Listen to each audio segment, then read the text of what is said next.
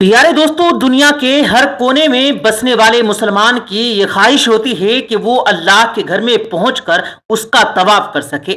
आज की वीडियो में हम आपको एक ऐसी औरत के बारे में बताएंगे जो 40 साल तक खाना काबा के तवाफ के लिए तरसती रही।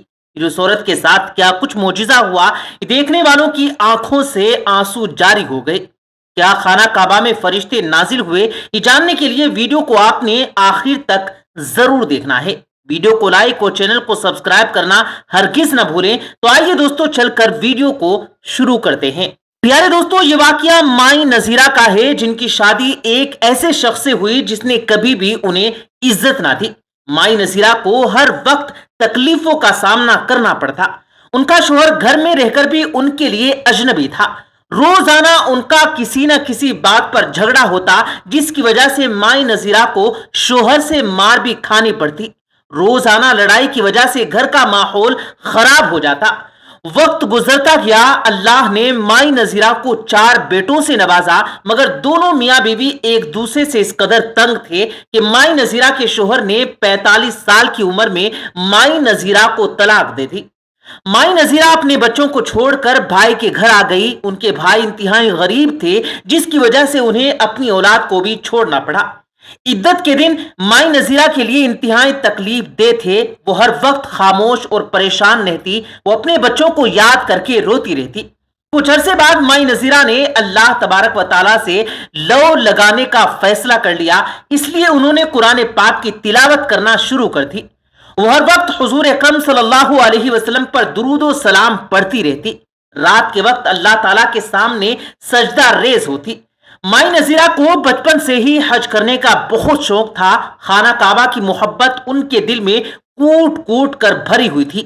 वो बचपन से ही अल्लाह ताला से एक ही दुआ मांगती चली आ रही थी कि या अल्लाह, तू मुझे अपने घर का दीदार अता कर, मुझे अपने मुकद्दस घर की जियारत करवा।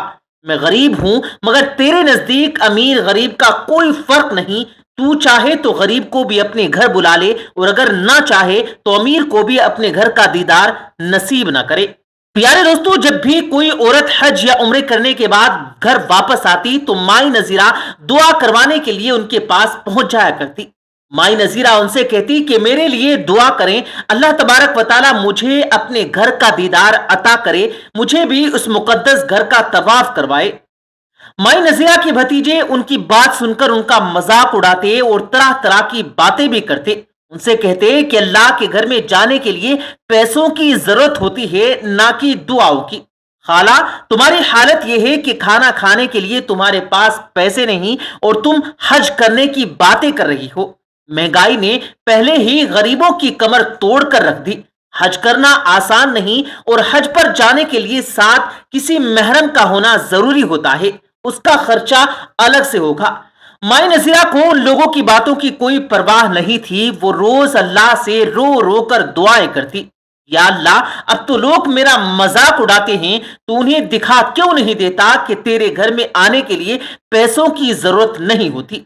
इद्दत खत्म होने के बाद एक दिन माई नजीरा की सहेली उनके पास आई। उनकी सहेली का शोहर सऊदी अरब में काम किया करता था। माई नजीरा की सहेली के हाथ में एक तस्वीर थी। उसने माई नजीरा से कहा कि मदीने में एक बूढ़ा शख्स रहता है, उसकी बीवी को गुजरे हुए 1 साल हो चुका। वो शेख किसी औरत से निकाह करना चाहता है। सहेली की बात सुनकर माई नजीरा ने गुस्से से कहा कि वो बूढ़ा आदमी है, मैं किस तरह उससे शादी कर सकती हूँ। उसकी उम्र 70 के करीब है, जबकि मेरी उम्र सिर्फ 45 साल है। मेरे बच्चे, रिश्तेदार और मेरे बहन भाई क्या कहेंगे। माई नजीरा की सहेली उनसे कहने लगी कि अगर तुम उस अरबी से शादी कर लो तो तुम्हारी हज की ख्वाहिश पूरी हो सकती है। अल्लाह के मुकद्दस घर में तुम्हें हज का मौका मिल जाएगा। प्यारे दोस्तों, हज का नाम सुनते ही माई नजीरा का दिल मोम हो गया और वो शादी के लिए मान भी गई। चुनांचे 1 हफ्ते के बाद अरबी शेख सऊदी अरब से पाकिस्तान गया और उनकी शादी भी हो गई। माई नजीरा को कमरे में बिठाया गया। शाम के वक्त अरबी शेख यानी माई नजीरा का शोहर खांसते हुए कमरे में दाखिल हुआ। उस वक्त माई नजीरा की सहेली और उसका शोहर भी कमरे में मौजूद थे।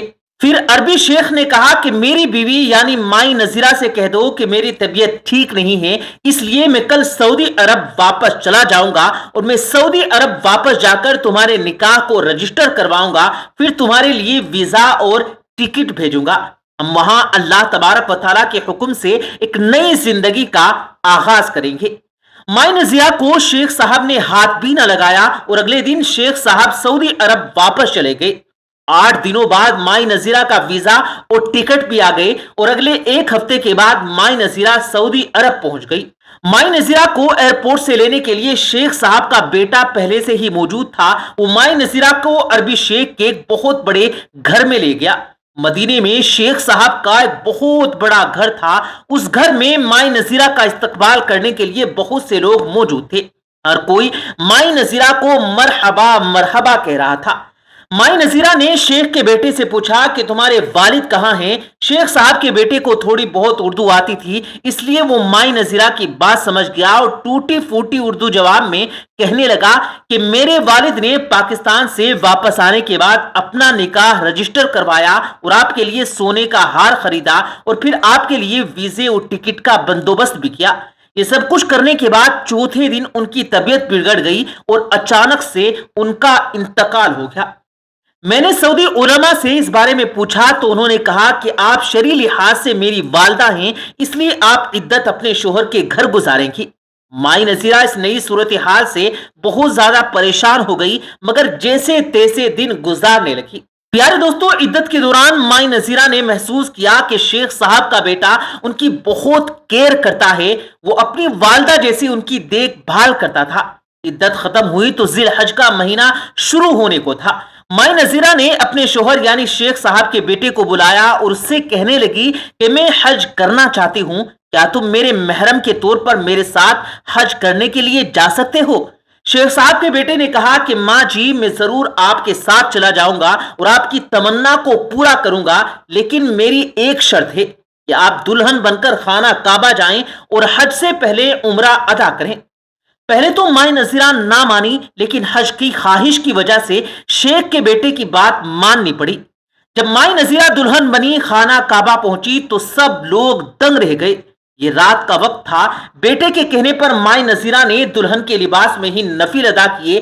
جیسے ہی نفل ادا کر کے مائی نذیرہ حرم شریف کے فرش پر بیٹھی اور رو رو کر شکرانے کے کلمات ادا کرنے لگی کہ اے اللہ، تیرا لاکھ لاکھ شکر ہے کہ تو نے مجھے اپنے گھر کی زیارت بخشی۔ ابھی وہ دعا کر ہی رہی تھی کہ انہوں نے دیکھا کہ آسمان میں خانہ کعبہ کے اوپر کوئی نورانی مخلوق ظاہر ہوئی جس نے دعا کے لیے ہاتھ اٹھا رکھے تھے۔ یہ دیکھ کر مائی نذیرہ حیران رہ گئی، کیونکہ وہ مخلوق مائی نذیرہ کی طرح ہی دکھائی دیتی تھی۔ یعنی اللہ نے مائی نذیرہ کی دعا قبول کر لی